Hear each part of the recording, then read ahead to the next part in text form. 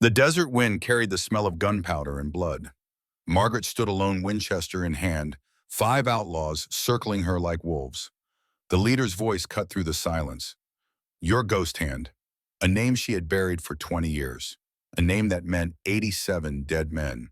But these outlaws didn't come to kill Tune. Their leader came to thank her for saving his life in the Civil War. What happens when your darkest secret rides back into your life, not for revenge, but for answers? Before we dive into this story, drop a comment telling me where you're watching from right now. And if you love Western tales of redemption, hit that subscribe button and like this video. Now let's begin. 36 hours earlier, that same desert had been peaceful. The sun hung low over the Arizona desert, bleeding gold and crimson across a sky too wide to hold secrets. The air shimmered with heat even as evening crept in, carrying the scent of sage and dust, and something older. Something the land remembered but never spoke of. In that vast emptiness stood a cabin square, shouldered and stubborn, built by hands that knew the cost of every nail driven true. Margaret Carson stood in the yard. Blood ran dark from her left shoulder, soaking through the faded blue fabric of her shirt. The Winchester in her hands still held the warmth of recent fire.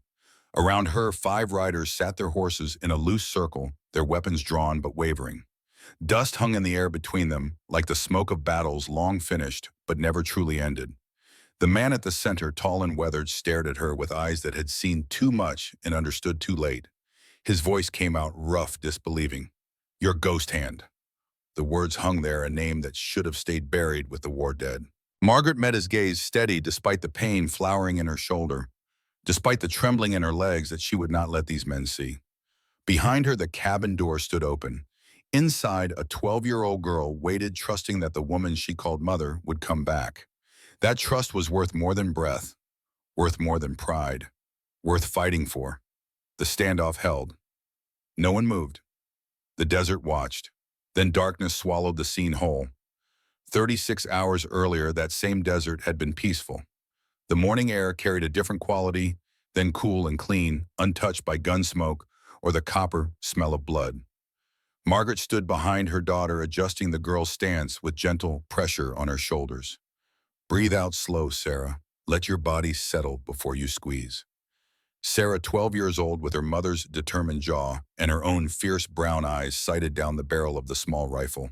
The tin can sat on a fence post 30 yards away, dented from yesterday's practice but still standing. The girl's finger tightened on the trigger. The shot cracked across the empty land. The can jumped and spun but stayed put. I missed again, frustration colored Sarah's voice. You hit where you aimed, Margaret said. That's what matters. The can's not trying to kill you. Sarah lowered the rifle and turned to look up at her mother. Why do I need to know this, Ma? We're just farmers. Margaret took the rifle, checked it with practiced efficiency, and set it against the fence. Her hands moved with a sureness that spoke of long familiarity with weapons, though she had not picked up a gun in anger for 3 years. Not since Thomas died. Not since she had promised him she would leave that other life buried.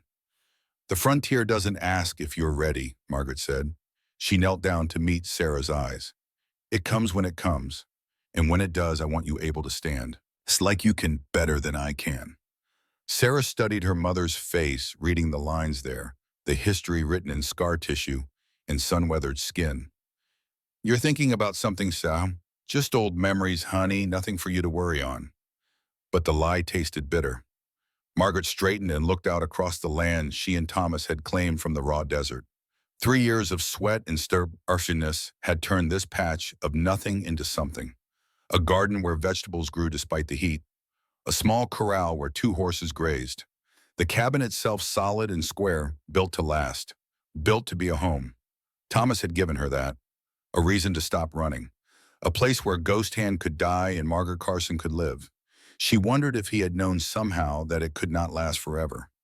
That the past was not something you buried, but something you carried, and sometimes the weight became too much. Inside the cabin, Sarah set the table for breakfast. Margaret stood at the stove, stirring cornmeal mush in the heavy iron pot. Through the window, she could see the fence line, the garden, the empty road that led to the distant town. Everything looked as it should. Everything felt wrong. Ma, you're stirring it to death. Margaret blinked and realized she had been stirring the same spot for the past minute, her mind elsewhere. She forced a smile and dished out 2 bowls. They ate in comfortable silence, the kind that came from 2 people who knew each other's rhythms. Sarah had been with her for 2 years now. 2 years since Margaret had found the girl kneeling beside her dead parents, silent with shock, too young to understand that cholera did not care about fair or unfair. Margaret had not planned to take in a child, had not planned to become anyone's mother. But she had looked at that girl alone and hollow-eyed and seen herself at 20, seen what happened when no one reached out a hand. So she had reached out hers. "Tell me about the garden today," Margaret said. "What needs tending?" Sarah launched into a detailed report of which plants needed water, which had been visited by rabbits in the night, which were thriving despite the heat. Margaret listened, letting the normalcy of it settle over her like a blanket. This was her life now. Gardens and lessons and the simple satisfaction of watching a child grow strong. But even as Sarah talked, Margaret's attention kept drifting to the window, to the road, to the empty horizon where dust rose in lazy spirals whenever the wind picked up, waiting for something she could not name but felt in her bones. The past, she thought, the past coming home. The rider appeared just after noon when the sun stood straight overhead and the heat pressed down like a physical thing. Margaret saw him first, a dark shape against the bright land, moving at the steady pace of someone who had traveled far but was not running from anything. She recognized the horse before she saw the rider clearly, a big gray gelding that belonged to Sheriff Robert Hayes. Sarah had gone inside to escape the heat. Margaret stood on the porch, one hand resting on the post Thomas had carved with his initials and hers intertwined. She waited as Hayes rode up, noting the set of his shoulders, the way he did not smile when he saw her. "Margaret," he touched the brim of his hat. "Robert, it's the middle of the week. You're not here for cornbread." Hayes swung down from the saddle, his movements careful in the way of men whose backs protested more with every passing year. He was 55, had been Thomas's friend before he was hers, and had never once asked about the scars on her hands or the way she sometimes woke screaming in the night. "I brought news," he said. "Bad news." Margaret gestured to the chairs on the porch. Hayes sat heavily. She waited. He pulled off his hat, ran a hand through gray-streaked hair, and finally met her eyes. "There's a gang operating in the territory. 6 men. They hit 2 ranches south of here last week. Took supplies, horses, money. Roughed up the families, but didn't kill anyone. Plenty of gangs out here, Robert. Why ride all this way to tell me about one more?" "Because the leader's name is James Thornton." The name meant nothing to her, but Hayes was watching her face too carefully. She kept her expression neutral, waiting. "Thornton's ex-Confederate," Hayes continued. "Fought at Shiloh, Antietam, Gettysburg. After the war, he went outlaw. Been robbing his way across 3 territories for the past 15 years. Shiloh, the word hit like a fist to the stomach. Margaret's hand tightened on the chair arm, but she did not move otherwise. Did not let Hayes see the sudden spike of memory, smoke and screaming, and the wet sound of bayonets finding flesh. "What does he want?" Her voice came out level. "That's the strange part." Hayes leaned forward. "Word is he's looking for someone, an old Union scout, someone from the war." The silence stretched. A crow called from somewhere in the distance. Margaret could hear her own heartbeat, too loud, too fast. "They got a name for this scout." Hayes nodded slowly. "Ghost Hand." There it was. The name she had not heard spoken aloud in 20 years. The name she had left behind when she rode away from the last battlefield, covered in other people's blood, unable to remember which side any of them had been on. Unable to care. "Ghost Hand's dead," Margaret said flatly. "Died in 65 after the war ended. I heard that story myself." "So did I. So did everyone." Hayes studied her. "But Thornton doesn't believe it. He's been searching, and now he's here in this territory asking questions." "What kind of questions?" "About women living alone. About anyone who came west after the war and never talked about where they came from. About people with military training who don't advertise it." Margaret stood and walked to the porch rail. Out in the corral, the horses grazed unconcerned. The garden grew. The world continued as if nothing had changed. But everything had changed. Just like that. Just that fast. "How many did you say? 6 men, all armed, all dangerous? You telling me to run, Robert?" I'm telling you to be careful. Lock your doors, keep your guns close, and if they come here, if they ask questions, give them nothing. Just supplies and send them on. Margaret turned to face him. You think they'll come here? I think, Hayes said carefully, that a widow living alone with a young girl who never talks about her past and moves like someone with training might be exactly what Thornton's looking for.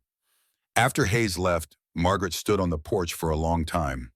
The sun crept west, shadows lengthened. Inside, Sarah sang to herself as she worked on her lessons copying letters from the worn primer Margaret had bought in town. The sound should have been comforting. Instead, it felt fragile, like something that could shatter at the wrong word. Margaret went to the corral and saddled the bay mare. Sarah appeared in the doorway. Where are you going? To take you to Mrs. Patterson's for a few days. But why I don't want to go to Mrs. Patterson's? She smells like turnips and makes me do needlework. Sarah, Margaret's voice carried the tone that meant no argument. There might be trouble coming. I need you safe. The girl's face shifted from protest to fear. What kind of trouble? The kind that's mine to handle, not yours. I want to help. Margaret crossed to her daughter and knelt, taking both small hands in her scarred ones. Listen to me. You help by staying safe, by trusting me to handle this. Can you do that?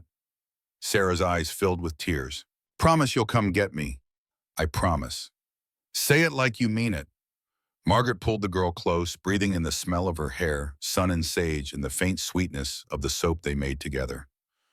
I swear on everything I am Sarah Carson, I will come back for you. This is my fight. I don't lose. They rode together to Mrs. Patterson's homestead, 3 miles south. The old woman took one look at Margaret's face and asked no questions, just swept Sarah inside with promises of apple pie and a new litter of kittens to play with.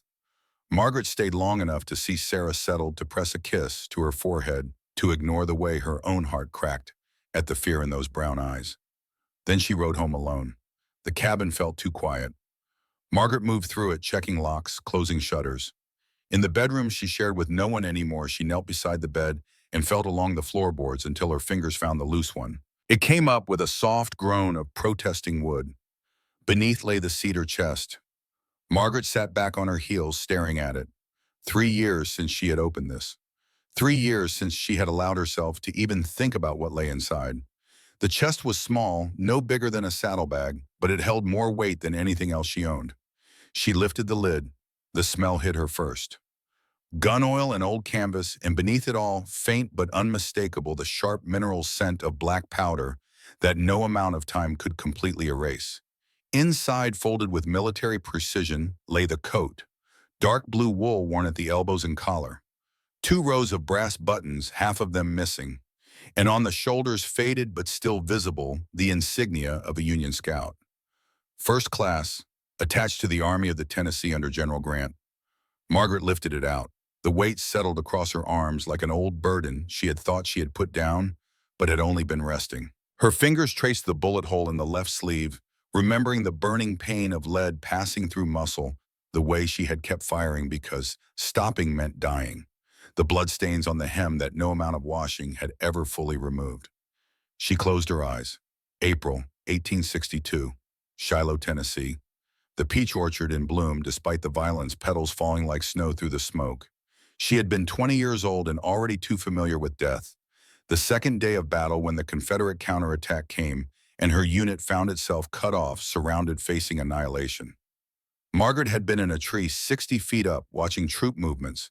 She had seen the gray coats closing in, had seen her men beginning to panic, had made the decision in a heartbeat. She started firing. One shot, one Confederate fell. Reload. Another shot, another man down. She did not think about their faces, their ages, whether they had families waiting. She thought only about keeping her men alive, about buying them time to retreat, about survival. When the smoke cleared, 16 Confederate soldiers lay dead or dying in that orchard, all from her rifle, all headshots or center mass, not one wasted bullet. Her men had escaped. She had climbed down from that tree, walked through the carnage she had created, and kept walking, kept firing, kept surviving.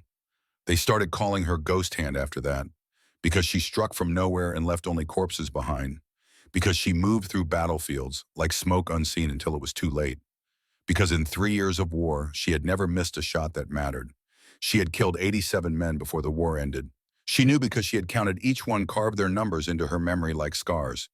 87 sons and brothers and fathers who never went home because Margaret had been faster, colder, more willing to do what needed doing. And then one day at Shiloh, she had found a Confederate soldier bleeding out in the mud.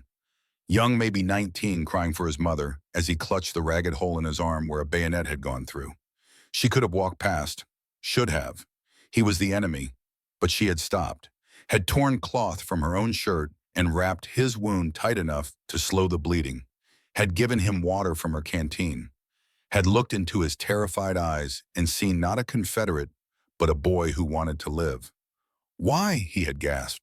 Why save me? She had not answered, had simply finished the bandaging, checked that it would hold, and started to move on. But he had grabbed her wrist, desperate. What's your name? She should have stayed silent, but something in his eyes, some awful recognition of shared humanity in that place where humanity went to die, had made her answer. They call me Ghost Hand. Then she had vanished into the smoke and tried to forget, tried to bury the memory of compassion in a war that had no room for it. But the boy's face had stayed with her, haunted her through the rest of the war, through the slow, terrible years afterward, when she could not settle, could not sleep, could not forget. Until Thomas. Thomas had given her peace, had looked at her scarred hands and haunted eyes, and offered something simple and perhaps found a life where the past did not matter, where she could be just Margaret, where Ghost Hand could die and stay dead. She had thought that was enough, had thought 3 years was long enough to bury a name, a reputation, a history written in blood. But history did not stay buried, not when someone came looking. Margaret opened her eyes and looked at the coat in her lap. Then carefully she folded it and placed it back in the chest. Not yet, maybe not ever. She was not that woman anymore. She had promised Thomas. But beneath the coat lay the Winchester. The one she had carried through 2 years of war, maintained with obsessive care, fired so many times the stock had molded perfectly to her shoulder. She lifted it out, checked the action. The mechanism moved smooth as water, still perfectly aligned despite the years. Still ready. She loaded it. 20 rounds in the magazine, 1 in the chamber. Then she carried it to the front room and leaned it against the wall beside the door. Just in case. Just because Robert Hayes had never lied to her and his warning sat heavy in her gut. The afternoon stretched toward evening. Margaret worked mechanically, checking the property, securing loose boards, making sure the horses had water and feed. Normal tasks, ordinary preparations, except she was preparing for war. As the sun dropped toward the horizon, she saw them. 6 riders moving in a loose line across the desert, still distant, maybe 2 miles out, but coming straight toward her land. No hurry, but no hesitation either. Men who knew where they were going. Margaret stood on the porch and watched them come.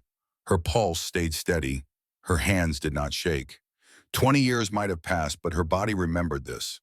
The heightened awareness, the way time seemed to slow and sharpen every detail, crystallizing with perfect clarity. The way her mind began calculating distances, lines of fire cover and concealment. She had not wanted this, had done everything to avoid it. But if the past insisted on coming home, she would meet it standing. The riders approached as the last light bled from the sky, their shapes dark against the red and gold horizon. They stopped at the edge of her property just beyond the fence line. For a long moment, no one moved. Then the man at the center nudged his horse forward. Alone. He rode to within 20 feet of the porch and reined in. The dying light caught his face. Late 30s, maybe 40. Lean and weathered, with a scar down his right forearm that showed pale against tan skin. His eyes were gray, cold, assessing. He wore a long coat despite the heat, and beneath it Margaret could see the butt of a revolver riding low on his hip. Evening, ma'am. His voice carried easily in the still air. Polite, almost friendly. Name's James Thornton. My men and I have been riding hard. Wondered if we might trouble you for some water. Margaret stood at the top of the porch steps, hands loose at her sides. No weapon visible. She studied him, cataloging details. The way he sat his horse balanced, ready to move fast. The casual placement of his hand near his weapon. The way his eyes never stopped moving, taking in the cabin, the corral, the fence line, looking for threats, for opportunities. Water's by the well, she said. Help yourself and ride on. Appreciate the hospitality, ma'am, but we were hoping for more than just water. Maybe some food, a roof for the night. We can pay. No room, no food to spare. Take your water and go. Behind Thornton, the other five shifted in their saddles. Margaret tracked each movement without appearing to look directly at them. A big man with massive shoulders and a face like weathered stone. A smaller, wiry rider whose hand kept tapping against his thigh, nervous energy barely contained. Two men who looked enough alike to be brothers, both hard-eyed and watchful. And a younger one, barely more than a boy, sitting his horse with the uncertain posture of someone still learning this life. Thornton smiled. It did not reach his eyes. That's not very neighborly, ma'am. Out here, folks are supposed to help each other. Out here, Margaret said, folks are supposed to respect when they're not welcome. The big man swung down from his horse. His boots hit the ground with heavy thuds. He was huge, 6.5 feet tall, and built like a bull, all muscle and mean intention. Maybe the lady didn't hear you right, Jim, he said, his voice a low rumble. Maybe she needs help understanding. He started toward the porch. Margaret did not move, did not reach for a weapon, simply stood there watching him come, calculating, waiting. At 10 feet, he put his hand on his revolver. Now, old woman, we're going to come inside whether you like it or... Margaret moved. She came off the porch in a single fluid motion, closing the distance faster than his eyes could track. Her right hand caught his wrist before the gun cleared leather. She twisted sharp and precise, using his own momentum and size against him. Bone cracked like a gunshot in the quiet evening. The big man, Frank, screamed. High and shrill, nothing like the tough growl he had been using. Margaret held the broken wrist for 1 second longer, making sure he felt it, making sure the others saw. Then she released him and stepped back. Frank dropped to his knees, cradling the shattered wrist against his chest. His face had gone gray. He tried to speak, but only managed a strangled whimper. The wiry one, Billy, grabbed for his gun. Margaret's hand shot out faster than thought. She caught the cylinder of his revolver as it came up her thumb, finding the release by pure muscle memory. A twist, a pull, and the cylinder popped free. 6 brass cartridges tumbled out, falling to the dust with soft metallic pings. She tossed the useless revolver frame back to him. Billy stared at his now harmless weapon, then at Margaret, then at his weapon again. How did you... Margaret did not answer. She turned her attention to Thornton, who had not moved, though his hand now rested on his own gun. Their eyes met across the space between them. Something flickered in his face. Recognition. Uncertainty. He studied her more carefully now. The way she stood balanced and ready. The way she had moved, trained reflexes, military precision. The scars on her hands pale in the fading light. That wasn't luck, he said slowly. No, Margaret agreed. It wasn't. You've got training, military training. She did not confirm or deny, just waited. Thornton's eyes dropped to her left shoulder, lingered there. Margaret knew what he was looking for. The place where a bullet or blade might have left a scar, the kind of injury a soldier would carry. His gaze came back to her face. His expression had changed. The casual predator was gone, replaced by something harder. Something that saw her clearly now. We'll be back, he said. Not a threat, a statement of fact. I'll be here. Thornton studied her a moment longer. Then he turned his horse. Mount up. Frank, get on your horse or get left behind. Frank struggled to his feet, still cradling the ruined wrist. Billy helped him into the saddle. The 6 of them rode out slowly, not running, refusing to show the fear that Margaret could smell on them. She watched until they disappeared into the gathering dark. Then finally she allowed herself to shake. Inside the cabin, Margaret barred the door and closed the shutters. She lit a single lamp, keeping the wick low. The Winchester came off the wall. She checked it again, habit more than necessity, and set it across the table. Then she sat in the chair facing the door and waited. They would be back. Thornton was not a man who accepted defeat. Neither was the big one, Frank. And she had shown them too much. Shown them she was trained dangerous, not what she appeared to be. That would make them curious. Curious men were persistent men. And if Thornton was truly looking for Ghost Hand, she had just given him a very large clue. The night deepened. Margaret did not sleep, could not afford to. She sat in the dark cabin listening to the sounds of the desert night. Coyotes calling to each other in the distance. The wind brushing against the walls. the settling creaks of wood cooling after the day's heat. Around midnight, she allowed herself to remember the rest of that day at Shiloh. After she had bandaged the Confederate boy and left him in the mud, she had fought for 6 more hours, had killed 11 more men, had watched her best friend, Captain John Morgan, take a bullet meant for her and die in her arms, blood frothing on his lips as he tried to tell her something she could not hear over the roar of cannon fire. She had held him as he died, had promised him she would survive, would make his death mean something. But John had left behind a wife and a son, a baby boy named Daniel who would grow up never knowing his father, never knowing that his father's last act had been to save a woman who killed for a living.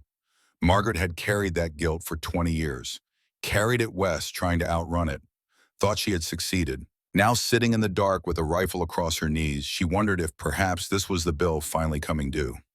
If James Thornton represented not just her past but all the debts she owed to all the people she had failed to save. She wondered if she would survive paying it. 2 miles from Margaret's cabin, the 6 riders made camp in a dry wash that offered cover from the wind and concealment from any passing eyes. They built no fire. Frank sat propped against a boulder, his broken wrist splinted with sticks and cloth torn from his shirt. Even in the moonlight, his face looked waxy with pain. Billy paced nervous energy, finding no outlet. The 2 brothers, Nathan and Samuel Cole, sat side by side, speaking in low tones. The youngest, Danny Morgan, tended the horses, his movements automatic, his mind clearly elsewhere. Thornton stood apart, staring back toward where Margaret's cabin sat invisible in the darkness.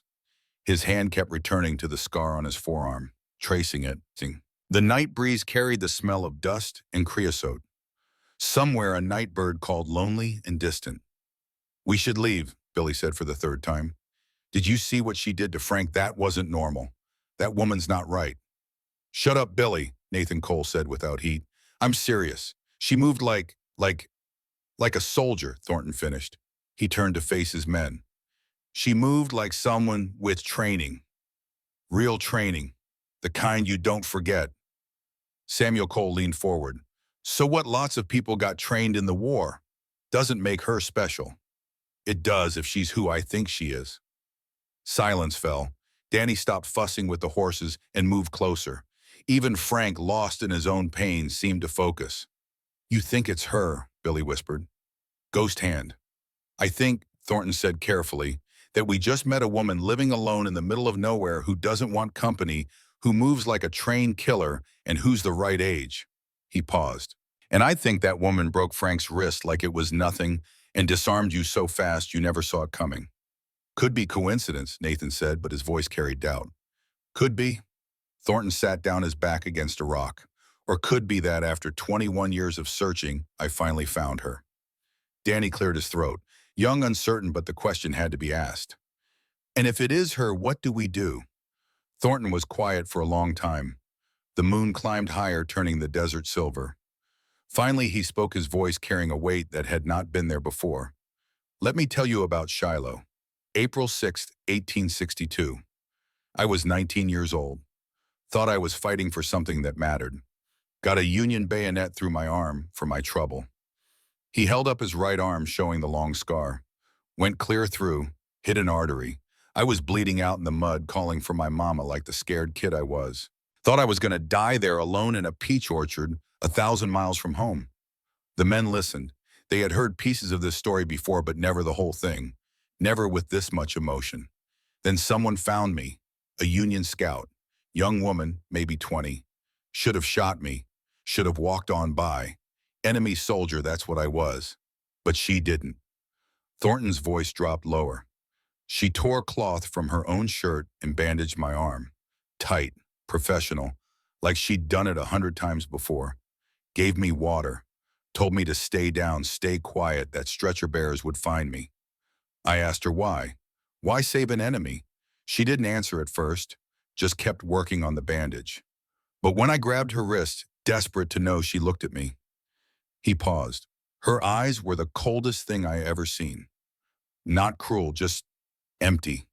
Like she'd seen so much death it didn't touch her anymore. And she said, "Because you're just a boy. Go home if you can." I asked her name. She hesitated, then said, "They call me Ghost Hand." And she was gone. Just like that. Into the smoke. Billy whistled low. She saved your life. She did, and I spent the next 21 years trying to figure out why, trying to understand what it meant that an enemy showed me more mercy than anyone on my own side ever did. So this ain't about robbery, Nathan said. This is about finding her. This is about knowing, Thornton corrected, about understanding why she did it. What it was about me or her or that moment that made her choose life when everything around us was death. Danny spoke up, his voice young but earnest.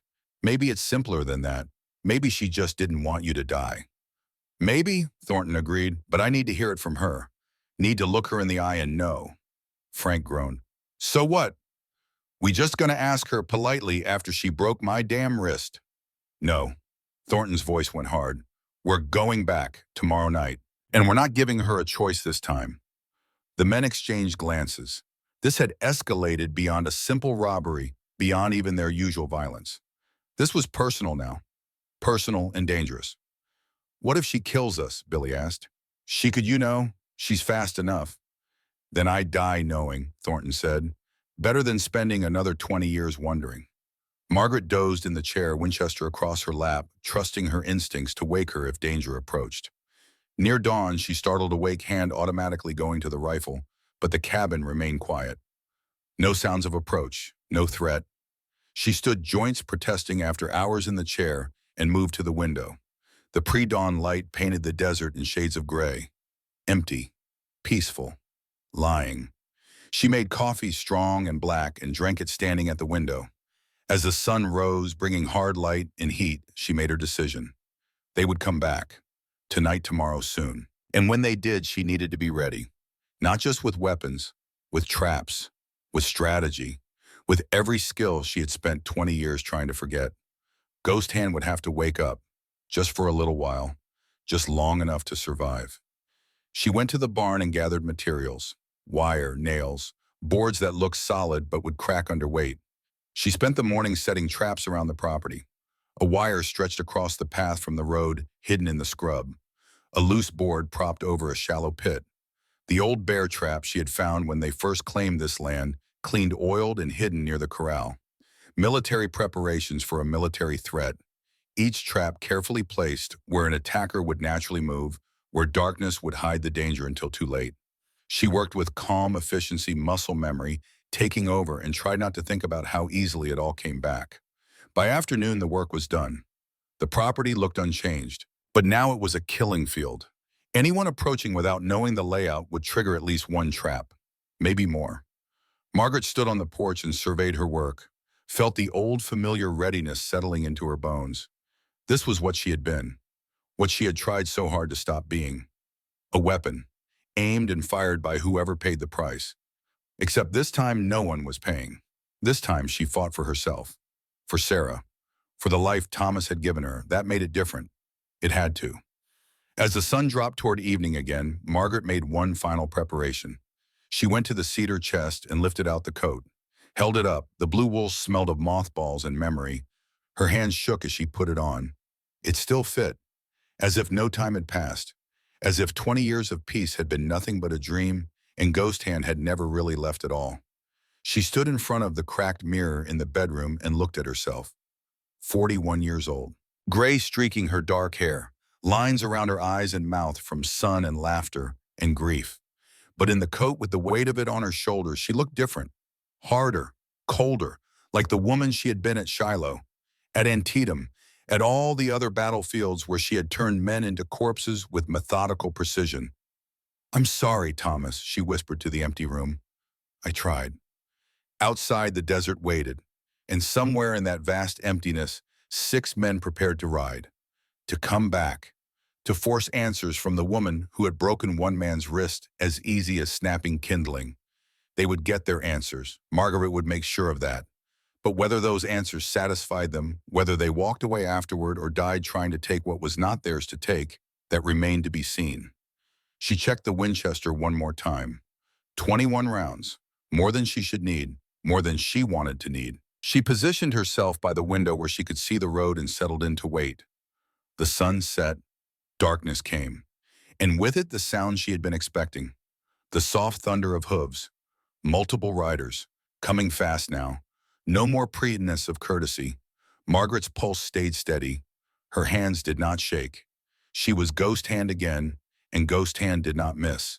The battle when it came would be brief, brutal, final, and in the silence afterwards she would have to live with what she had become. Again. The night erupted in chaos.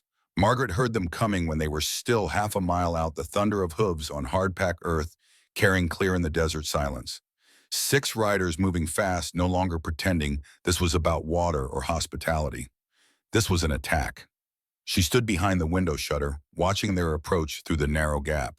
They had split into pairs flanking wide to come at the cabin from 3 directions. Smart. Military tactics. Thornton had training too then. That made this more dangerous. The moon hung full and bright, turning the desert silver. Good for seeing, bad for hiding. Margaret tracked each rider's position, calculating distances, angles of approach. The big one, Frank, came from the west, despite his broken wrist, riding one-handed but determined. The nervous one, Billy, approached from the north. The 2 brothers split east and west. Thornton held back, watching, commanding. And the young one, Danny, came straight up the center path. Margaret's first trap caught Nathan Cole. The wire she had strung across the eastern approach, hidden low in the scrub grass, caught his horse at the ankles. The animal screamed and went down hard, throwing Nathan clear. He hit the ground with a heavy thud that Margaret heard even through the cabin walls. The horse thrashed, trying to rise, leg tangled in wire. Nathan's curses split the night. Loud, panicked, amateur. Billy Reed, approaching from the north, carried a lantern to light his way. Fool mistake. Margaret sighted carefully through the crack in the shutter, led the target by a fraction, and squeezed. The Winchester kicked against her shoulder, familiar as breathing. The lantern exploded in a shower of glass and flame. Billy screamed and dropped it, stumbling backward into darkness. The flames died in the dust. She's shooting. Billy's voice climbed high. Jim, she's shooting at us. I can hear that, Thornton called back, his voice hard. Circle around. Stay in cover. But there was precious little cover on this flat land. Margaret had chosen the location for exactly that reason. Anyone approaching had to cross open ground. 50 yards of it on every side. Kill zone, military terminology. Death trap in plain English. Frank Wade came on from the west, teeth gritted against the pain in his wrist, rage overriding sense. He had a revolver in his good hand, but held it awkwardly, aim-wandering. Margaret could have dropped him easy, could have put a bullet through his chest from this distance with her eyes closed. Instead, she waited, watched him ride closer. Closer, into range of her second line of defense. The loose board she had positioned over the shallow pit gave way under his horse's weight. Not deep enough to break a leg, but enough to throw the animal off balance. The horse reared. Frank, one-handed, could not hold on. He pitched backward out of the saddle and landed hard on his broken wrist. His scream was inhuman, pure agony. It echoed across the empty land, a sound that made even hardened men flinch. Samuel Cole, coming from the opposite side, froze at the sound. Margaret saw his shape silhouetted against the moonlit horizon, saw him wrestling with the decision. Help his brother or keep pushing forward. In that moment of hesitation, Margaret fired again, not at Samuel. At the ground, 2 feet in front of his horse, dust geysered up. The horse spooked, wheeling, nearly throwing him. Fall back! Thornton's voice cut through the chaos. Everyone pull back. But Danny Morgan, the youngest, had already committed. He rode straight up the main path, the one that looked clear and safe. The one where Margaret had placed her oldest, deadliest trap. The bear trap's jaws closed with a sound like thunder. They caught Danny's horse just above the right front hoof. The animal's scream was worse than Frank's, had been a sound of pure terror and pain. It went down, thrashing Danny, barely managing to kick free of the stirrups before 1,000 pounds of panicked horse crushed him. He hit the ground and the horse rolled over him. Once, twice, then lay still, breath coming in wheezing gasps. Dying. Danny did not move. Margaret lowered the rifle. The night fell quiet except for Frank's sobbing and the dying horse's labored breathing. 5 shapes retreated into the darkness beyond her fence line. Not running. Pulling back to regroup. To count their losses. She had hurt them. Broken them. But not beaten them. Not yet. The question was what happened next. Margaret waited. 1 minute. 2. 5. No further movement. They had pulled back far enough that even her sharp eyes could not track them in the darkness. But they were out there, watching, planning. She could not stay locked in the cabin forever. Eventually she would run out of water, of food, of ammunition. And Sarah waited at Mrs. Patterson's, trusting her mother to return. That trust had an expiration date. So Margaret did something that Ghost Hand would have called tactical, that a normal person would call insane. She opened the door and walked out. No rifle, no pistol, just Margaret in Thomas's old coat standing on her porch in the moonlight, making herself a target, inviting the shot. It did not come. "I know you're watching, Thornton," she called out. Her voice carried clear in the still air. "I know what you want. You want answers about Shiloh, about why I saved you." Silence answered, but she could feel eyes on her, multiple sets, fingers on triggers. "I'm going to tell you," she continued, "but not while your boy is dying out there. Not while Frank's wrist is broken and Nathan might have a busted leg." More silence. Then from the darkness, Thornton's voice. Careful. Suspicious. "What are you offering?" "A truce for tonight. Let me tend your wounded, then we talk. Like human beings instead of animals." "Why would you do that?"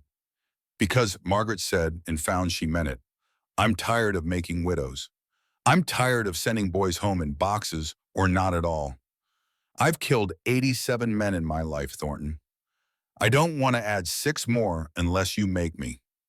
The admission hung in the air, 87. The number she had carried for 20 years carved into her soul like a brand. "How do we know you won't shoot us the second we show ourselves?"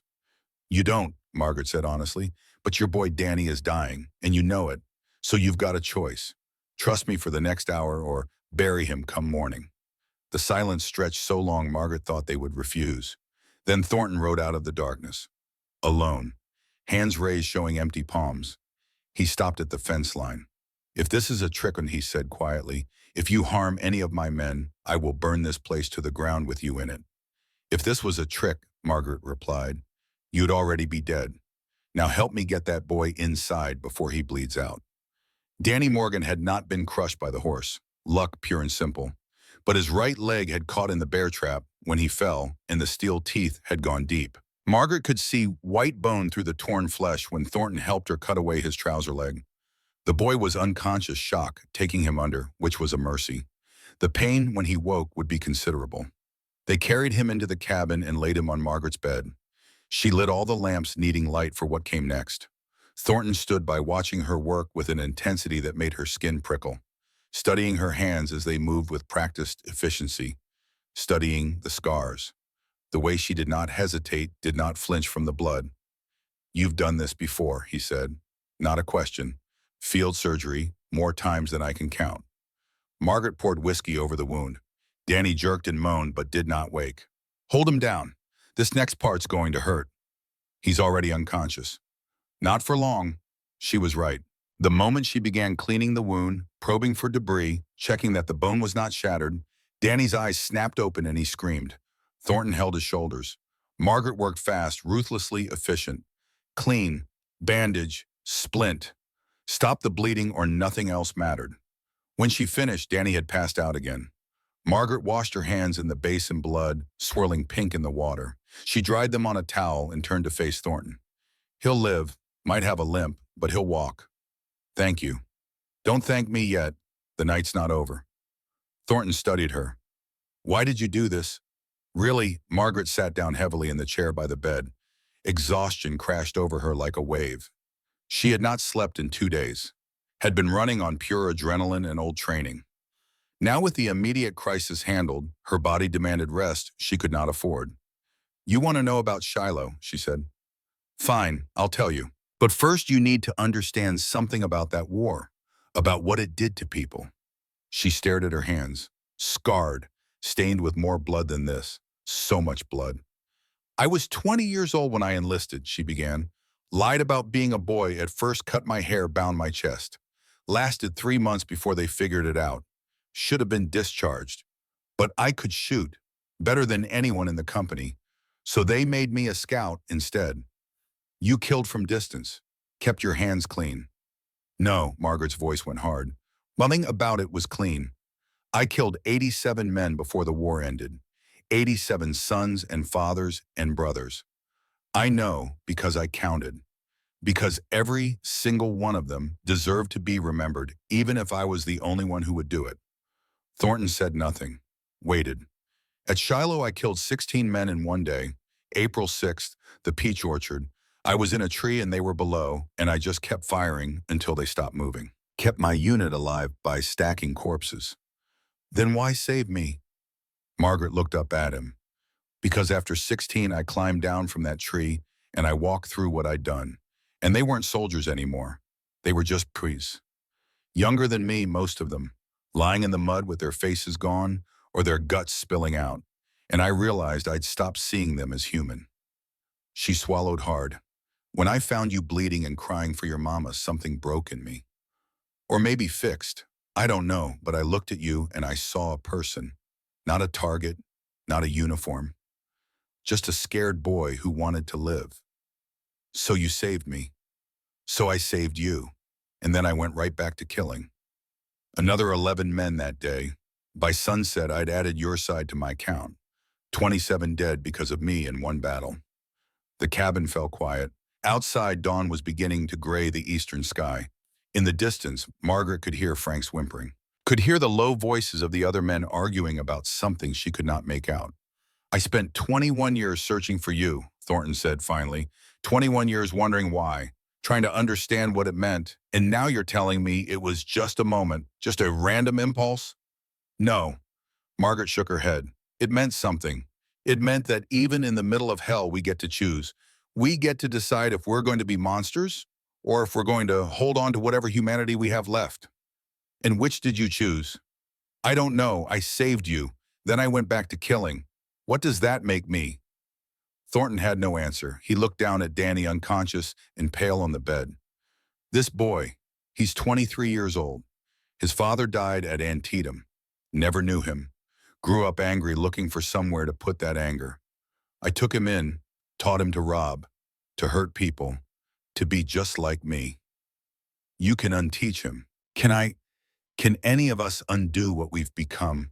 Margaret thought of Thomas, of the 7 years of peace he had given her, of Sarah, bright and trusting and whole in a way Margaret had never been, of the garden growing despite the desert, of the cabin standing solid against the wind. Yes, she said, if we're willing to pay the price. And what's the price? Everything. Admitting what we are, accepting what we've done, and then choosing every single day to be better than we were. Thornton walked to the window. The sun was rising now, painting the desert in shades of gold and red. Beautiful, indifferent to the violence men did in its presence. I don't know if I can do that, he said quietly. Neither did I, but Thomas showed me it was possible, gave me a reason to try. Thomas, my husband, died 3 years ago. Margaret's voice softened. He knew what I was, what I'd done, and he loved me anyway. Told me the past was just that, past. That every day was a chance to choose different. Sounds like a good man, the best I ever knew. They stood in silence for a moment, watching the sun climb. Then Thornton turned back to her. I need to get my men. Frank needs his wrist set properly. Nathan might be hurt worse than we thought. Bring them in. I'll do what I can. Why we came here to hurt you, to take what we wanted. Margaret met his eyes. Because that boy lying there is someone's son. Because Frank and Billy and the others are human beings who made bad choices but don't deserve to die for them. Because you came looking for Ghost Hand and found her. And Ghost Hand has killed enough. Thornton studied her face, looking for deception, for the trap. But Margaret was too tired to lie, too tired to be anything except exactly what she was, a woman who had killed too many times and was trying desperately to stop. I'll bring them in, Thornton said. But Margaret, one day you're going to have to tell me why you really stayed. Why you didn't run when you knew we were coming. I stayed because this is my home, because I have a daughter who needs me, because running never solved anything except to delay the inevitable.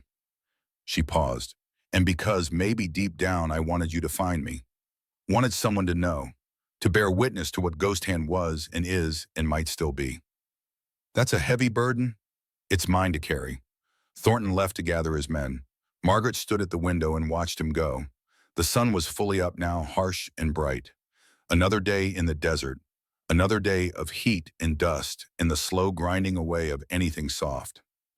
She thought about Sarah safe at Mrs. Patterson's, about the promise she had made to come back, about whether she could keep that promise or if the past had finally caught up too completely to escape. Behind her, Danny moaned in his sleep. Margaret turned and checked his bandages, still holding. No fresh blood. He would make it. Whether he would thank her for that remained to be seen. The men came slowly helping each other. Frank's face was gray with pain and blood loss. Nathan limped badly, one leg swollen to twice its normal size. Billy looked haunted, jumping at shadows. Samuel supported his brother, and Thornton brought up the rear, watching Margaret for any sign of betrayal. They filed into the cabin like defeated soldiers, which Margaret supposed they were. She had beaten them without killing them, had shown them mercy when they expected violence. That was its own kind of defeat. Frank first, she said. That wrist needs to be set or he'll never use it again. It took 3 men to hold Frank down while Margaret manipulated the broken bones back into alignment. His screams rattled the windows. But when it was done, when the splint was in place and the swelling beginning to subside, he looked at her with something approaching respect.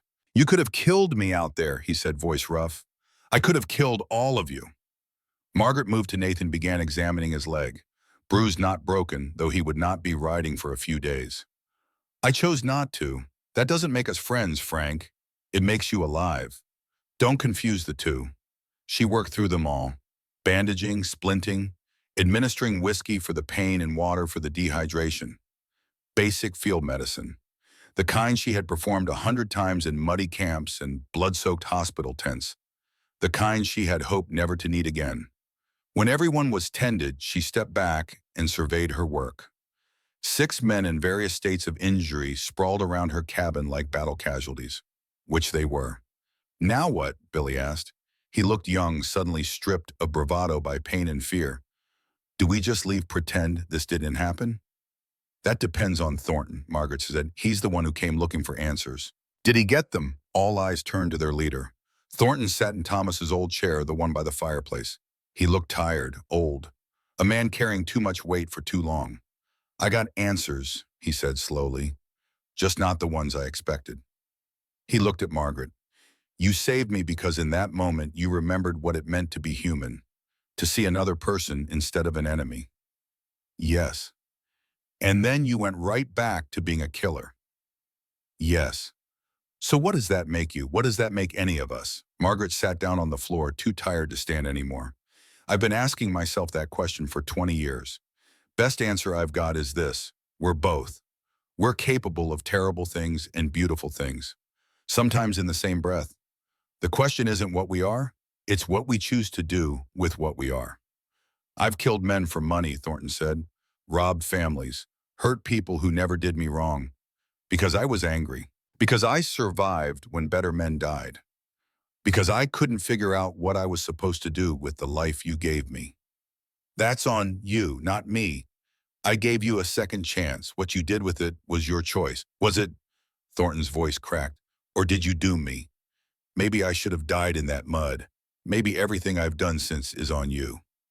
Margaret felt the words like a knife because she had thought the same thing about John Morgan, who died saving her, about all the men she had let live who went on to kill others, about whether mercy was always right or if sometimes the kinder thing was to end it quick and clean. I don't have an answer to that, she admitted. All I know is I made the choice I could live with. You have to make yours. The cabin fell silent. Outside, the day grew hot. Inside, men grappled with questions that had no easy answers, with the weight of choices made and consequences lived. Danny stirred on the bed.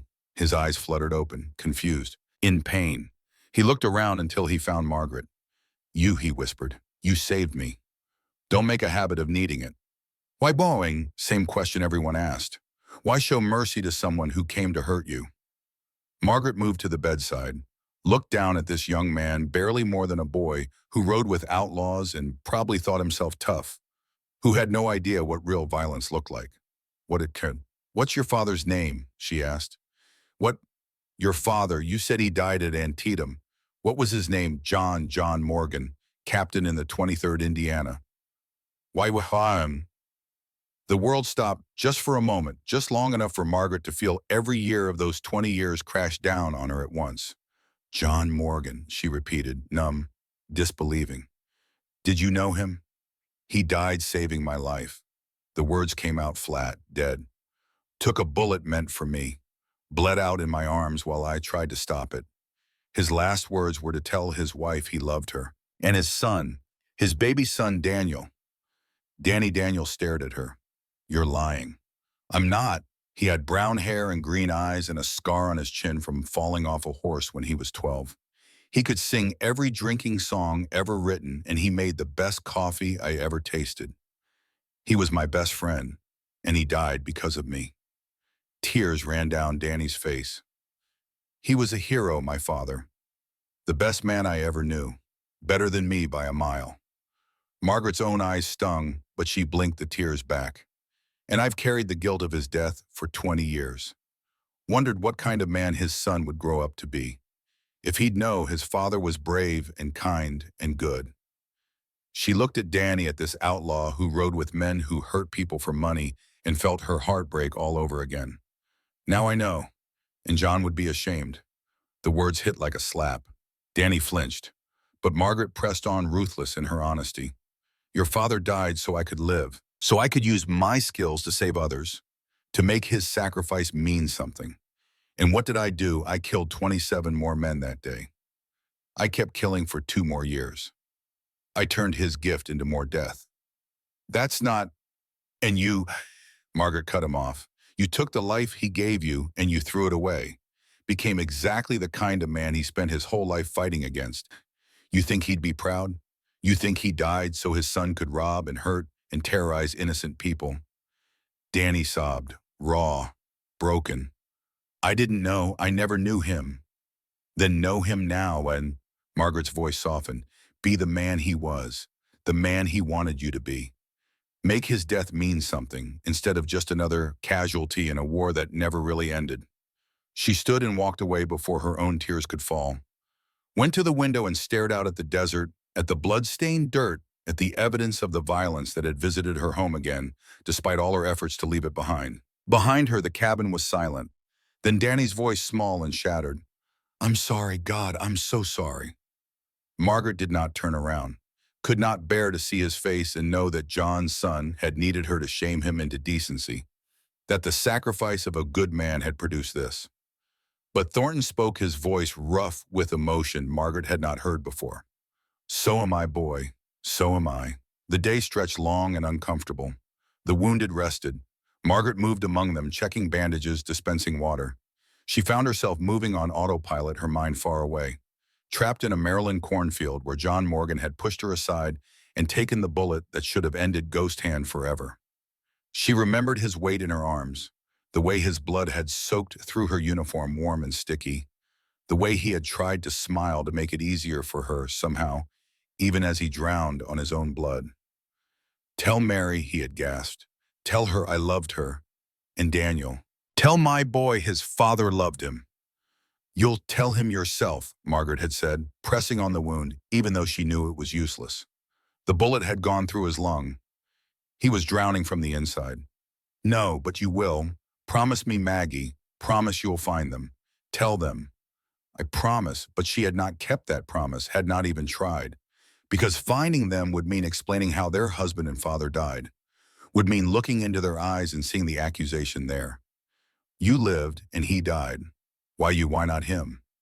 So she had run, west, as far as she could go, had buried Ghost Hand and Margaret both, and tried to become someone new. Except the past did not stay buried. It came riding out of the desert with 6 men and a name she had thought forgotten. Margaret, she turned. Thornton stood behind her, hat in his hands. Respectful, almost gentle. I'm taking my men and leaving. We'll ride south, out of the territory. You won't see us again. Just like that. Just like that, he studied her face. I came here looking for Ghost Hand, for the woman who saved me. But that woman doesn't exist anymore. Maybe she never did. Maybe she was just a moment of humanity in the middle of hell, and I've spent 20 years chasing a ghost. Maybe we all are. Margaret said. Ghosts haunting ourselves. Maybe. Thornton put his hat back on, looked toward the bed where Danny lay. The boy wants to stay, says he won't ride with us anymore, says he wants to make amends. Margaret's heart clenched. I can't take him in. I have Sarah to think of. I'm not asking you to. I'm asking if you'll point him towards something better. Give him a chance to be the man his father was. That's a tall order. So was saving an enemy in the middle of a battle. You managed that. Margaret thought about it. Thought about Sarah, who needed to see that people could change, who needed to learn that mercy was not weakness. Thought about John, who would want his son safe, want him whole. He can stay, she said finally, work off his debt, help rebuild what you all damaged. But he steps out of line once he's gone. And if he ever threatens Sarah, I'll put a bullet through him myself. Fair enough. Thornton extended his hand. Margaret looked at it for a long moment, then took it. His grip was firm, honest. I'm sorry, he said quietly, for coming here, for putting you through this, for making you become Ghost Hand again. I'm not sorry. The words surprised her as much as they surprised him. I needed to face this, needed to know I could protect what matters without losing myself completely. Needed to know the past doesn't own me unless I let it. Does it own you? Margaret smiled, sad, knowing. A little, but less than it did yesterday. They loaded the wounded onto horses, Frank gray-faced but steady, Nathan legs splinted and strapped to keep the weight off, Billy jumpy but alive, Samuel supporting his brother, and Thornton carrying the weight of command and conscience, both. One more thing, Margaret said as they prepared to ride. What you said earlier, about me dooming you by saving you. That was fear talking, not truth. How do you know? Because I've lived with that same fear for 20 years. And I've finally figured out that we're not responsible for what other people do with the chances we give them. We're only responsible for giving the chance in the first place. The rest is on them. Thornton considered this, then nodded. I hope you're right. Me too. They rode out slowly wounded men on tired horses heading south toward whatever came next. Margaret watched until they disappeared, then turned to find Danny standing behind her, leaning heavily on a crutch she had fashioned from a broken shovel handle. You should be in bed, she said. Couldn't let them leave without saying goodbye. He watched the dust settle. They're all I had, for 3 years. They're outlaws and thieves, I know, but they were my family, or what passed for one. He looked at her. What do I do now? Now you rest, heal, and then you work. I've got a fence that needs mending, a garden that needs tending, and about 100 other things that need doing. And after that, you figure out who you want to be, not who your father was, not who Thornton wanted you to be, who Daniel Morgan chooses to become. The name settled on him like an ill-fitting coat. He grimaced. I haven't been Daniel in a long time. Been Danny, outlaw, thief. Then it's time to remember. Your father was Daniel, brave and true. Maybe you can be too. He said nothing for a long time. Then quietly, I'll try. That's all anyone can do. The next morning, Margaret rode to Mrs. Patterson's to collect Sarah. The girl ran to her before she even dismounted, arms wrapping tight around her waist. You came back. You promised and you came back. I always will, honey, always. Margaret held her close, breathing in the smell of her hair. Safe, whole hers. Mrs. Patterson stood on the porch, arms crossed. There was shooting. We heard it even from here. It's handled. Margaret, I've known you 5 years, never asked about your past.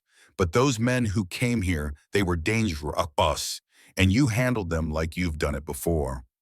Margaret met the older woman's eyes, steady, not apologizing. I have. Done it before. Thought so. Mrs. Patterson nodded.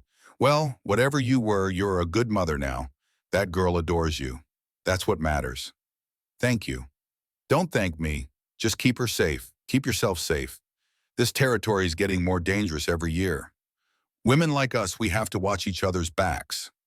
Margaret thought about that as she rode home with Sarah chattering beside her about the kittens and Mrs. Patterson's awful cooking and how glad she was to be going home.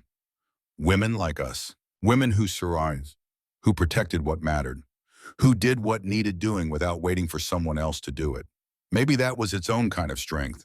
Not the strength to kill, the strength to keep living, to keep choosing, to keep trying even when the past came calling with 6 men and 21 years of questions. At the cabin, Sarah pulled up short when she saw Danny on the porch. "Who's that?" "That's Danny. He's going to be staying with us for a while, helping out." "Why?" Margaret swung down from the saddle. "Because everyone deserves a second chance, even people who make bad choices." Sarah studied the young man. "Did he make bad choices?" "Yes." "Are you going to teach him to make better ones?" "I'm going to try." Sarah seemed to accept this. She marched up to Danny and stuck out her hand. "I'm Sarah. I live here. I can shoot and ride, and I'm learning to read. What can you do?" Danny nonplussed shook her hand. "I can steal and lie and hurt people. Those aren't very useful skills." "No," Danny agreed. "They're not." "Then I guess Margaret will have to teach you better ones. She's good at teaching." Sarah turned to her mother.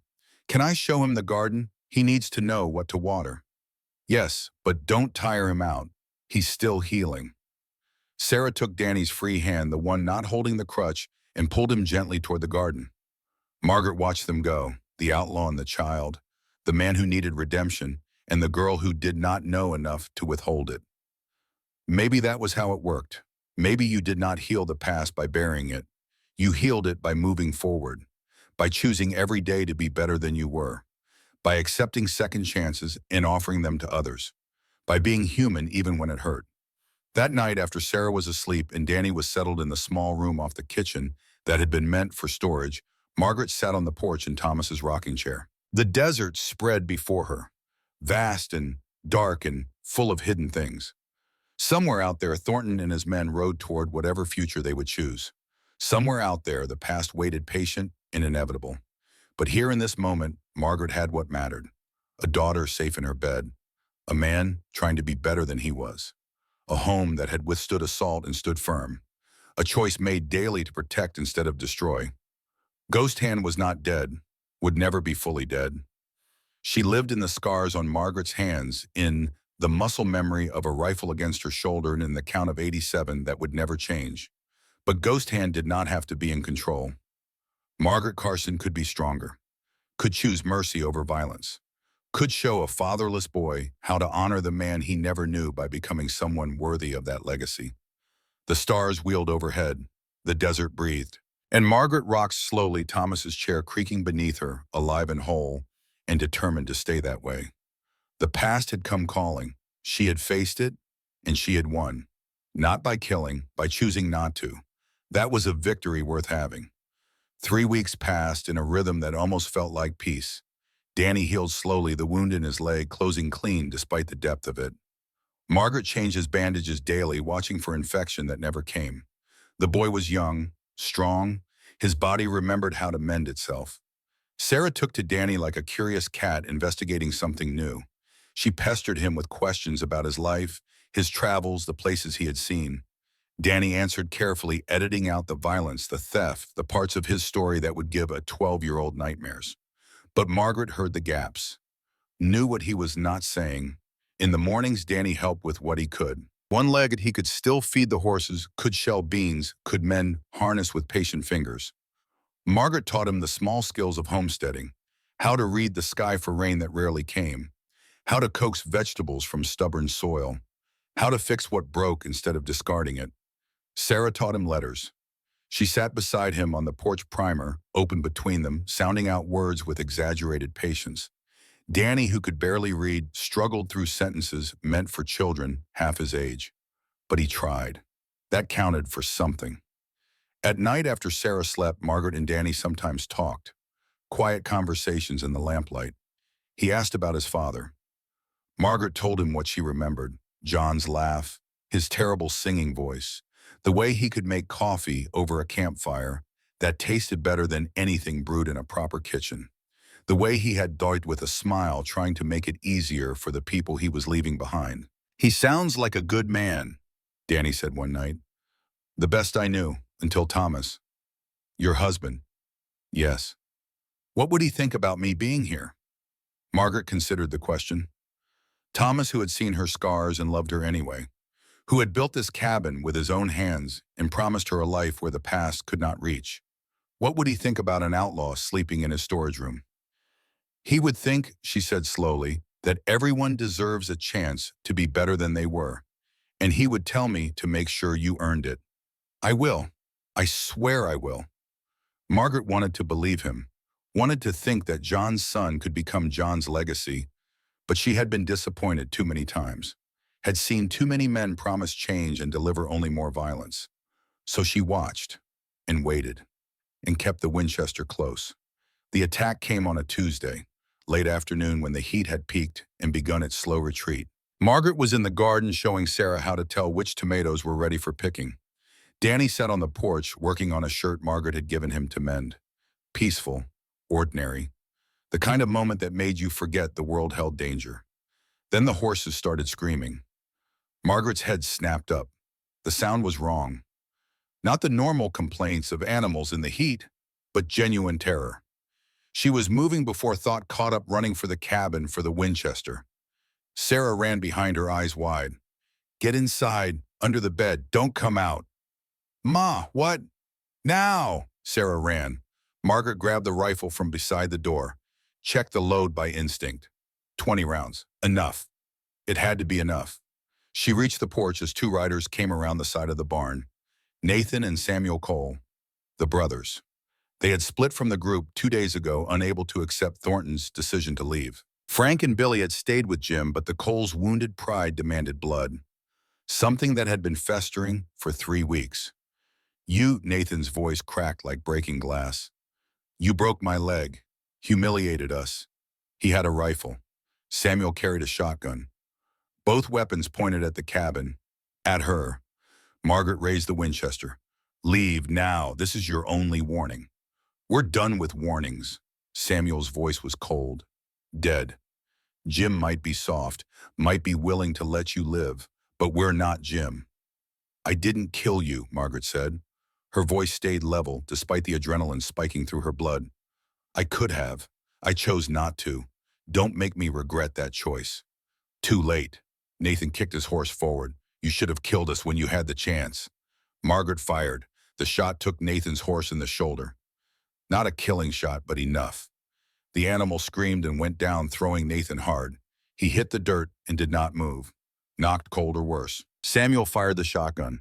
Buckshot tore through the air where Margaret had been standing.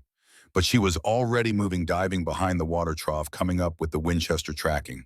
She fired again. Missed. Samuel was moving too, circling, trying to get an angle. Danny appeared in the doorway, a pistol in his hand. Thomas's old Colt, the one Margaret kept in the kitchen drawer. She had shown him where it was just in case. The one she should have searched him for, and had not because she had wanted to trust. Get back inside, she shouted. Not a chance, he fired at Samuel. The shot went wide, but it made Samuel's horse shy, spoiling his aim. Margaret used the moment. Stood, aimed, fired. The bullet took Samuel in the meat of his thigh. He screamed and nearly dropped the shotgun. His horse bolted, carrying him 20 yards before he managed to rein it in. Behind them, Nathan groaned and started to rise. Blood ran from a gash on his forehead, but he was moving, reaching for his rifle. Margaret sighted on him. Center mass, an easy shot, one she had made 1,000 times. Her finger tightened on the trigger. A new voice cut through the chaos. Stop! James Thornton rode in from the west, his horse lathered and wild-eyed. He swung down before the animal fully stopped, putting himself between Margaret and his men. Jim, get out of the way, Nathan struggled to his feet. This doesn't concern you. The hell it doesn't. Thornton's face was flushed with anger and something else, fear. I told you both. We were done. We were leaving her alone. You told us. Samuel had his leg wrapped with one hand, trying to stop the bleeding. You don't speak for us anymore. Not after she made us look like fools. She let you live. She should have killed us. At least then we'd have died with honor instead of crawling away like whipped dogs. The words hung in the desert air. Margaret kept the rifle up, covering both brothers, but her attention was split. Thornton's back was to her, exposed, vulnerable. If Nathan or Samuel fired, they would have to shoot through him. This is pride talking, Thornton said. Wounded pride, not worth dying for. That's where you're wrong. Nathan raised his rifle, not at Margaret, at Thornton. I'd rather die than live under A coward. Nathan, don't. The shot cracked, but it came from neither Nathan nor Thornton. It came from Samuel, who had brought his shotgun around. Not aimed at Thornton, aimed at Margaret. Thornton moved without thinking, threw himself sideways, tackling Margaret out of the line of fire. They went down hard, Thornton's weight driving the air from her lungs. Buckshot tore through the space where she had been standing, shredding wood and raising splinters. Then everything happened at once. Danny fired. His bullet took Samuel in the shoulder. The shotgun fell from nerveless fingers. Nathan fired. His bullet, meant for Margaret, hit the man covering her, entered Thornton's back just below the left shoulder blade, exited through his chest in a spray of red. Margaret fired from the ground. Her bullet found Nathan's center mass. He staggered backward, surprise more than pain on his face, looked down at the spreading red on his shirt, looked up at Margaret, then fell. Samuel tried to reach his shotgun. Danny fired again. This shot was not meant to wound. It took Samuel in the chest. He folded like paper and lay still. Silence crashed down. Margaret pushed out from under Thornton's weight. He rolled onto his back, hands pressed to the wound in his chest. Blood pulsed between his fingers. Too much blood. The kind that meant minutes, not hours.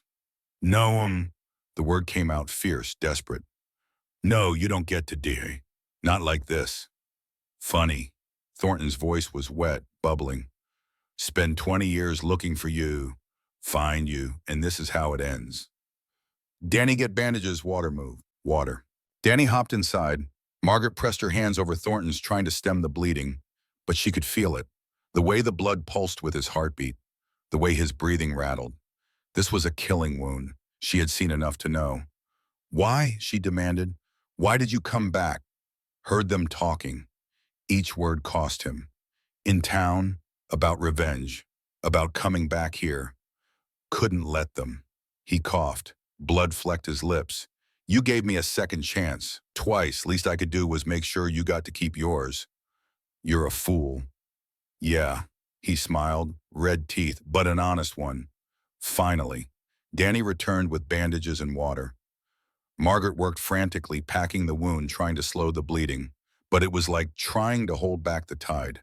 Blood everywhere, soaking through the bandages, pooling in the dirt. Thornton's hand found hers, gripped weak. Margaret, listen. Save your strength. For what we both know, I'm done. His eyes found hers, gray and clear despite the pain. Thank you, for Shiloh, for showing me that mercy was possible, even if I couldn't live up to it. You did. You just did. You saved my life. Finally did something right then. His breathing was getting shallower, faster. Tell Danny, John Morgan's boy, tell him his father would be proud of him. Not me, him. You tell him yourself, you're not dying here. But he was. They both knew it. Margaret had seen too many men die to pretend otherwise. Thornton's breathing hitched, stopped, started again weaker. One more thing, barely a whisper now. The coat, the one you wore that night, still have it. Yes. Good. Don't hide it anymore. Don't hide what you are. World needs people who'll stand, who'll protect. Be that. Be Ghost Hand, but the right way. His hand went slack in hers. His eyes stared at nothing. James Thornton, Confederate soldier, outlaw seeker of answers, was dead. Margaret sat back on her heels. Blood covered her hands. Her shirt, the ground around her. 3 bodies lay in her yard. Nathan, Samuel, Thornton, 3 more names to add to her count. 3 more ghosts, except these did not feel like the others. Nathan and Samuel had chosen this, had come looking for death and found it. That was on them. But Thornton, he had chosen to save her, had thrown away his life for hers without hesitation. That was different. That was the second chance she had given him, paid back in full. Sarah's voice, small and terrified, came from the cabin doorway. Ma, is it over? Margaret looked at her daughter, at Danny, white-faced and shaking the pistol still in his hand, at the blood and bodies and evidence of violence that had visited her home again despite all her efforts. Yes, baby, it's over. But the cleanup was just beginning. Sheriff Hayes arrived the next morning, brought by a neighbor who had heard the shooting and rode for help. He took in the scene with hard eyes. 3 bodies wrapped in canvas. Margaret, exhausted and bloodstained. Danny legs still splinted, sitting guard with a rifle. Sarah pale and quiet, clinging to her mother's side. Margaret. Hayes dismounted slowly. Tell me what happened. She told him. All of it. The first attack 3 weeks ago, Thornton's search for Ghost Hand, the uneasy truce, Nathan and Samuel's return, the final fight, Thornton's sacrifice. Hayes listened without interrupting. When she finished, he walked to the bodies, lifted the canvas covering Thornton's face, studied it for a long moment. This the man who saved you? Yes. Strange way to repay a debt, getting yourself killed. He didn't see it that way. He saw it as finally doing something right. Hayes dropped the canvas, turned to face her. You know there'll be questions. You killed 3 men. That's not nothing, even in self-defense. I know. You'll need to come to town, make a statement. There'll be an inquest. When tomorrow? Tomorrow. I'll send a wagon for the bodies. His gaze moved to Danny. And him. He fought to protect us, wounded one man who was trying to kill me. He ride with Thornton's gang. Margaret hesitated. Lying to the sheriff was a bad idea, but the truth might get Danny hanged. Danny spoke before she could answer. I did, for 3 years, rode with them, robbed with them. Then I came here and Mrs. Carson showed me a better way. He met Hayes's eyes. I'm not running. If there's charges, I'll face them. Hayes studied the young man. That's brave, or stupid. Haven't decided which. Probably both, Danny admitted. You got anyone who'll vouch for you? Anyone who can say you've changed? I will. Margaret's voice was firm. He's been here 3 weeks, worked hard, helped Sarah with her lessons, fought to protect us when those men came. He's not the same person who rode with Thornton. That'll help, but the judge might see it different. Hayes sighed. We'll sort it out. For now, bury your dead. Get cleaned up. I'll be back tomorrow with that wagon. He rode away, leaving them alone with the bodies. Margaret, Danny, and Sarah spent the afternoon digging graves. The ground was hard, unforgiving. It took hours to get the holes deep enough. They buried Nathan and Samuel together side by side like they had lived. No words spoken over them, just dirt and stones and the weight of choices made. Thornton they buried separate, on the small rise behind the cabin where the view stretched forever. Margaret stood over his grave when it was filled and tried to find words. You spent 21 years looking for answers, she said finally. I hope you found them. I hope you died knowing what your life meant. That the second chance I gave you mattered, even if it took you this long to realize it. She placed a stone on the grave, rough granite flecked with quartz that caught the light. Not a headstone, just a marker. So she would remember where he lay. Sarah slipped her hand into Margaret's. Was he a good man, Ma? He was a man who made bad choices and tried to make them right. I suppose that's the best any of us can hope for. They walked back to the cabin together. Behind them, the sun set over 3 graves in a land that had seen too much blood, but kept growing things anyway. The inquest took 3 days. Margaret sat in the courthouse and answered questions from men who had never fired a shot in anger, who could not imagine what it meant to see death coming and choose to meet it standing. She told the truth. All of it. Thornton's search, the attacks, the final confrontation. The judge, a gray-haired man named Blackwell, listened with sharp attention. When Margaret finished, he leaned back in his chair. Mrs. Carson, you admit to killing 3 men in the past month. You admit to military training, to being this ghost hand person. Why should I believe this was self-defense and not murder? Margaret met his eyes. Because I let 4 others go, Frank Wade, Billy Reed, and 2 I never learned the names of. I could have killed them all. Chose not to. If I wanted them dead, they'd be dead. That's not exactly reassuring. It's the truth. I killed Nathan and Samuel Cole because they gave me no choice. Because they came to my home with weapons and intent. Because if I hadn't, my daughter would be dead. Me too. Maybe Danny. You want to call that murder? Go ahead. But it was survival. Blackwell considered this. And James Thornton. You say he died saving you. He did. Took a bullet meant for me, died in my arms asking me to be better than I was, to use what I am to protect instead of destroy. Her voice hardened. You want to prosecute a dead man for the crime of sacrifice that's on you. The courtroom fell silent. Then Danny stood, hobbled forward on his crutch to stand beside Margaret. Your Honor, if I may, James Thornton was my friend, was like a father to me, and he was a bad man. Robber, thief, probably worse. But in the end, he chose right, chose to save instead of hurt. Mrs. Carson didn't make him do that. He chose it, and that choice cost him everything. Blackwell's gaze moved to Danny. You rode with his gang. I did. I'm not proud of it, but I'm done with that life. Mrs. Carson's given me a chance to be better, and I'm taking it. Even if it means jail time. Even then, the judge studied them both, Margaret blood-stained and exhausted but unbowed. Danny young and scared but honest. Finally, Blackwell nodded. Self-defense. All 3 deaths. You're free to go, Mrs. Carson. He paused. As for you, Mr. Morgan, given your testimony and Mrs. Carson's vouching for you, I'm inclined toward leniency. 1 year of supervised labor. You'll work for Mrs. Carson, help rebuild what your gang destroyed. You step out of line once you'll hang. Understood. Yes, Your Honor, thank you. They left the courthouse together. Outside, the town went about its business. People stared, whispered. Margaret heard the words. Ghost hand, killer, dangerous. Let them talk. She was done hiding. That night, back at the cabin, Margaret made a decision. She pulled the cedar chest from under the floor, opened it, took out the coat. Ma, Sarah watched from the doorway. What are you doing?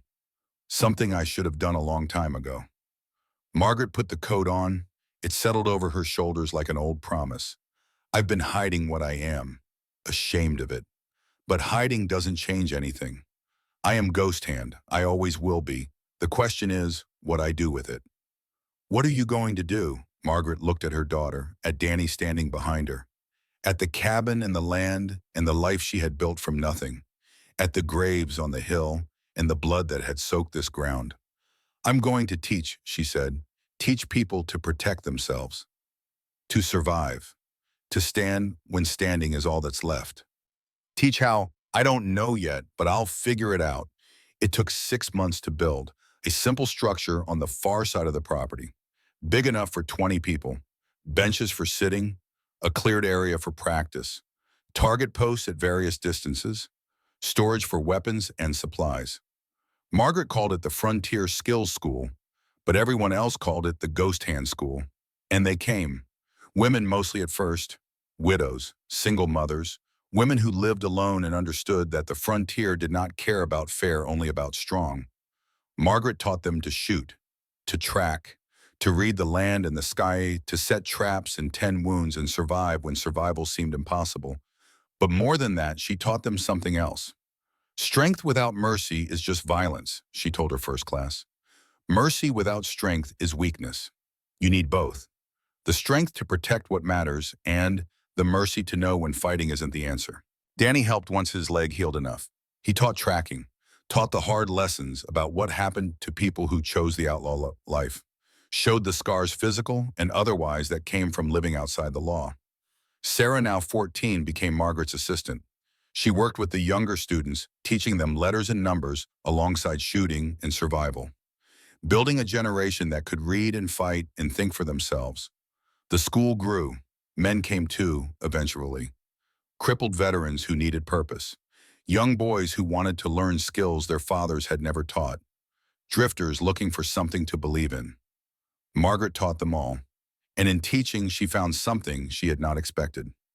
Purpose, not the grim purpose of war where every decision meant death for someone, but a purpose built on life, on giving people the tools to survive, to protect their families, to stand against whatever came. Sheriff Hayes visited one afternoon 2 years after the school opened.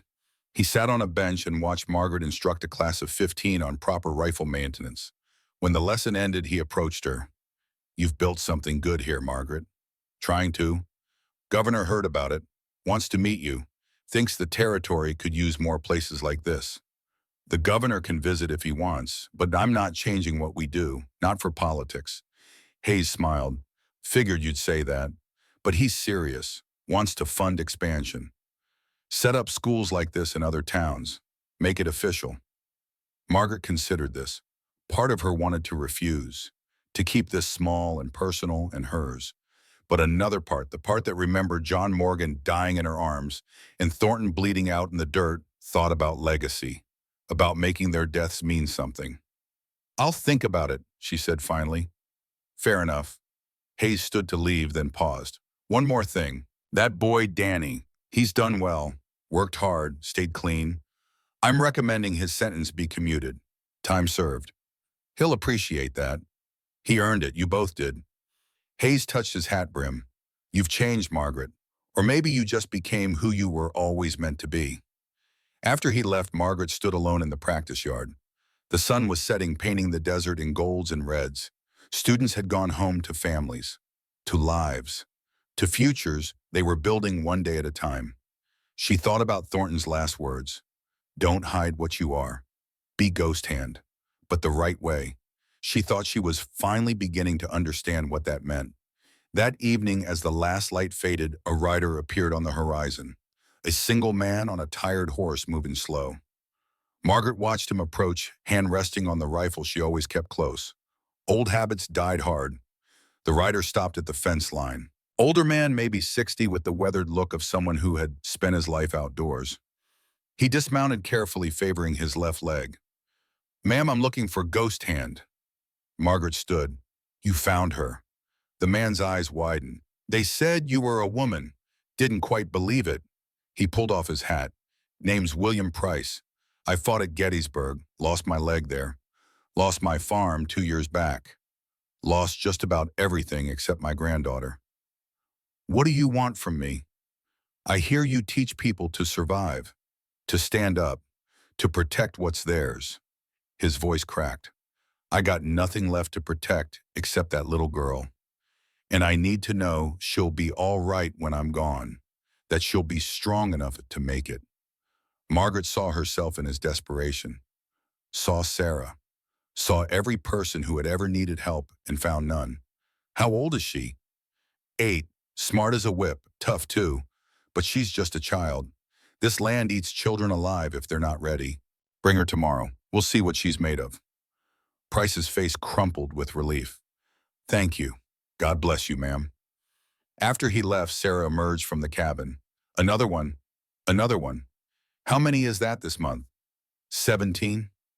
Margaret smiled. 17 people looking for hope, looking for a way to survive. I suppose that's what we give them. Is it enough just teaching them to fight? Margaret pulled her daughter close. We don't just teach them to fight, baby. We teach them to stand, to protect, to build instead of destroy, to choose mercy when they can and strength when they must. That's more than fighting, that's living. Sarah leaned against her. "Do you still miss him, Thomas?" "Every day, but I think he'd be proud of this, of what we've built." "And Thornton? Do you think he'd be proud too?" Margaret thought about the man who had spent 21 years searching for answers and found them in sacrifice. Who had died saving the woman who had once saved him? "I think," she said slowly, "that he'd say I finally figured out what that second chance was for." The stars came out. The desert breathed its cool night air. And in a cabin on the edge of nowhere, a woman who had been a killer and a survivor and a teacher sat with her daughter and planned for tomorrow. For students who would come seeking skills and leave with purpose. For a legacy built not on death, but on life. For a name, Ghost Hand, that would mean protection instead of destruction. The frontier was still hard, still unforgiving, still full of danger and loss and suffering. But now it also held this: a woman who stood, who taught others to stand, who turned weapons into tools and fear into strength. Ghost Hand lived, but she had been transformed. By Thomas, who taught her love. By Thornton, who showed her redemption. By John Morgan, whose son carried on his legacy. By Sarah, who gave her reason to wake every morning and choose to be better. The past could not be changed. 87 men would always be dead by her hand, but the future could be shaped, one student at a time, one lesson in survival that became a lesson in living. Margaret stood and looked out at the land she had claimed and defended and turned into something good. Somewhere out there, other people struggled against the same darkness she had fought, the same violence, the same despair. And tomorrow some of them would find their way here, to the cabin on the rise, to the woman in the blue coat, to Ghost Hand, and she would teach them what no one had taught her until it was almost too late. The frontier's last stand was not a battle. It was a school, a garden, a home, and Margaret Carson would defend it until her last breath, not with killing, with living, and some deserved a third. The desert wind carried voices from the past, John Morgan, Thomas, Thornton, all the men she had killed and the few she had saved, all of them watching, waiting to see what she would build from the ashes of war. She would show them, one lesson at a time, one life saved, one person taught to stand. The frontier's last stand was not a battle. It was a school, a garden, a home, and Margaret Carson, once called Ghost Hand, would defend it until her last breath, not with killing, with living.